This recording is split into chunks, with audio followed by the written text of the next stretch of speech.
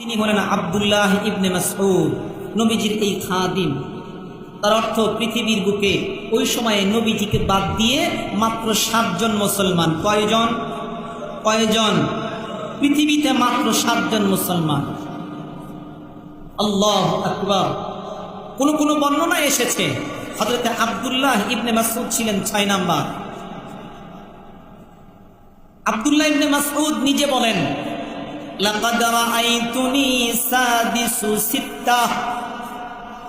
দুনিয়ার মানুষ, আমি হলাম ইসলামের ইতিহাসে 6 নম্বর মুসলিম। আমাদের অবস্থা বড় বেগতিক ছিল। আমরা হকের কথা বলতে পারতাম না, কোরআনের আওয়াজ উচ্চারণ করতে পারতাম না। মুশরিক কাফেরদের বিরুদ্ধে গিয়ে তাদের সামনে গিয়ে কোরআনের আলোচনা কখনো তুলতে পারিনি। আমরা অসহায় হয়েছিলাম। তখন একজন 3য় নাম্বার যিনি মুসলিম হয়েছিলেন পৃথিবীর ইতিহাসে, হযরত বিলাল হাবশী রাদিয়াল্লাহু আনহু, উনি বড় অসহায় ছিলেন।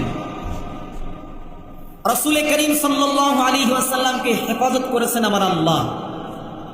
আবু বকর সিদ্দিক রাদিয়াল্লাহু আনহু, তার বংশ অনেক বড় থাকায় তার গায়ে কেউ হাত দিতে পারত না। আর কিছু কিছু মুসলমান ছিলেন, তারা কাফেরদের কাছে যখন মুখোমুখি হতেন অনেক সময় নিজেদের কথাগুলোকে লুকিয়ে রাখতেন। কিন্তু একজন এমন ব্যক্তি ছিলেন যিনি কাফেরদের সামনেও নিজের কথাকে স্পষ্ট করে বলেছেন, আমি মুসলিম। সেই ব্যক্তির নাম হলো হযরতে, বলেন তো কে?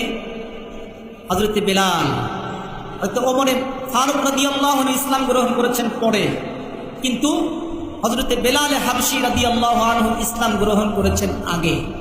হযরতে বেলাল হাবশী রাদিয়াল্লাহু আনহু, উনাকে ইসলাম গ্রহণ করার কারণে মক্কার কাফেরদের ভিতরে উমাইয়া ইবনে খালাফ, আবু জাহাল সহ সমস্ত কাফেরা ওনাকে ধরে ফেলল। ধরার পরে বলল, বেলাল, তোমার ইসলামের আওয়াজ বাদ দিয়ে দাও। হযরতে বেলাল বলেন, আমি বাদ দিতে পারবো না। সকলে ডাক দিয়ে বলল, বেলাল, থেমে যাও, থেমে যাও। তুমি তোমার আল্লাহকে যখন মানবে মানো, তার সাথে আমাদের মূর্তির কথাও মানো। হযরতে বেলাল ডাক দিয়ে বলেন, না না না, হতেই তো পারে না। আল্লাহু আহাদ। জোরে বলেন আল্লাহু আকবার। আল্লাহ কি? আহাদ। আল্লাহ কি? আরো জোরে বলেন, আল্লাহ কি? কুল হুয়াল্লাহ মুখস্থ নাই? কাফেরেরা জিজ্ঞাসা করে, মুহাম্মদ, তোমার প্রভুর পরিচয় তুলে ধরো। নবী আমার কথা না বলে চুপ করে থাকলেন। আমার আল্লাহ তাআলা কোরআন অবতীর্ণ করলেন, কুল হুয়াল্লাহু আহাদ।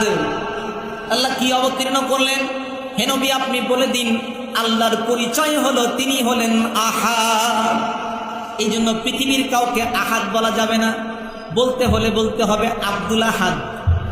আমাদের এলাকায় অনেকের নাম আছে আহাদ, অনেক জায়গা থেকে থাকে, নাম রাখে মানুষ, কিন্তু মা বাবা ঠিকই রাখে, মানুষ বলতে বলতে বলে ফেলে আহাদ। আসলে আহাদ কার নাম? কার নাম? এই জন্য পৃথিবীর কাউকে যদি ডাকতে হয়, রাখতে হবে আব্দুল আহাদ।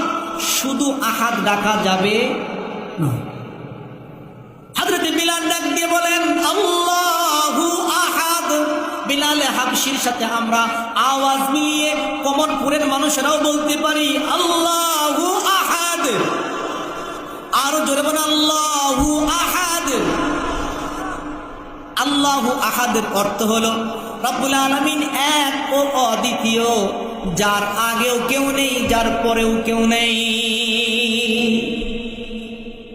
এই কথা বলবার পরে মক্কার কাফেরেরা রাসূল করিম সাল্লাল্লাহু আলাইহি ওয়াসাল্লামের 3 নম্বর সাহাবী হযরতে বেলালকে ধরে নিয়ে আল্লাহু আকবার হাতের ভিতরে পায়ের ভিতরে রশি লাগিয়ে মক্কার কাফেরদের সন্তানদের হাতে তুলে দেয় আর বলে, ডান দিকে নিয়ে যাও, বাম দিকে নিয়ে যাও। কাফেরেরা বলে, তুমি বলো হুবল। কাফেরেরা বলে, তুমি বলো বাল। কাফেরেরা বলে, মূর্তির কথা বলো।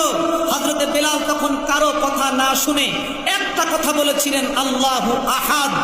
কি বলেছিলেন? আরো জোরে বলেন, আল্লাহু আহাদ। ভালো করে মনে রাখবেন, আমার আপনার এই সমাজের ভিতরে অনেক সময় আমার পরিবারের একজন বলতে পারে তুমি করো এই দল, আরেকজন বলবে তুমি করো এই দল, আরেকজন বলবে তুমি করো এই দল, আরেকজন বলবে তুমি করো এই দল। আমি আপনাদের কাছে এই শব্দ থেকে কথা বলতে চাই, সাবধান সাবধান।